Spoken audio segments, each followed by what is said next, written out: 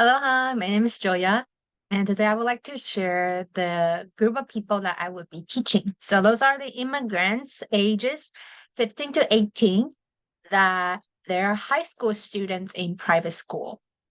So English is not their first language, but they need to have a persuasive writing before getting into a real debate, like the oral debate. So my purpose is to teach them how to write a persuasive writing, focus on how educational TV show influence young children and want to ask for sponsor for help. So it will be 15 minutes in the classroom and we'll meet 2 times twice a week.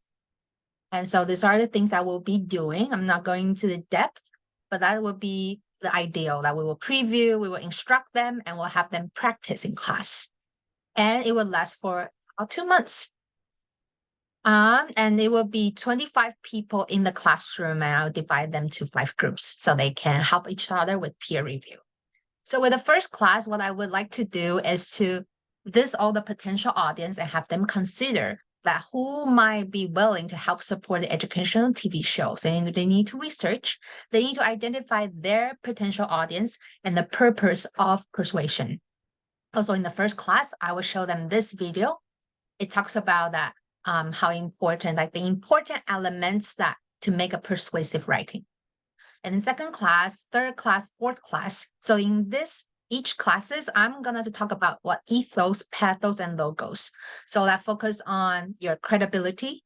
You focus on pathos is feeling, affection, make that connection with people. And then logos, you need to provide facts and evidence. So those are the things that I want to go through with them to make sure they have a clear concept what they are writing about. And then in the fifth class, so after I break down the important element of persuasive writing, we'll have them watch the video. So I will have them watch the video themselves and to identify where the people use ethos, pathos, and logos. And they need to identify. Once they identify, they knew how to write in their own writing. They got ideas of what information I should incorporate in my writing. In the sixth and seventh class, 2 classes, I'm going to have them start doing background research. They need to learn about this TV educational show background. They need to learn about why people oppose having these things. And they need to have like a good understanding of the strength and weaknesses and help the judges to make the decision to be the sponsor for them. So then I will provide the tools that they can go to.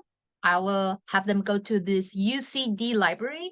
They have one search. It teaches how you can do the research. So I'm going to introduce them the tool and have 2 classes that they can explore. And following with the research gathering, I'm going to do lit review, lit summary. So I'm going to have them do all the articles that they have and then extract the parts that they think important that fits ethos, pathos, and logos and have them categorize that. So they were gathering information at this point.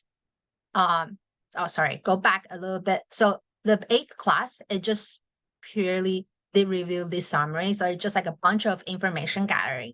So the following class is solidify your resources. So you have to identify what resources go to ethos, logo, and pathos. And 2 classes, I will focus on outline thesis statement because I'm not gonna assuming that they knew everything. So I'm gonna start from the basics and walk to them step by step. But the huge bulk of the writing is going to based on facts, emotional appeals, and also credibility. So that's why we spend a lot of time to scaffolding on that part. So I'm gonna to incorporate that in the outline, and this would be the most important part. So first draft is going to just take 1 class, and then the other one, I'm gonna have them underline. So I knew they already gathered the information, but how do they organize it? And I want them to identify how they should pieces those information together. And the last 2 classes, 14th, 15th, I'm going to have them do the organization, content revision, and that's based on the groups that I have. So 5 groups, 5 people each. Okay, and then the last part will be final revision. However, when I go to the revision parts, I'm going to pull up this format to have them know what are the things that I should check. And so some of them are about format, that will be about editing. And some of them it's more about thesis statements, more about the organization. So I'm gonna have them to have this as their model to go along when they do their revision. So yeah, that's all. That's how I'm gonna to organize my class, and those are my moves for this genre. Mahalo.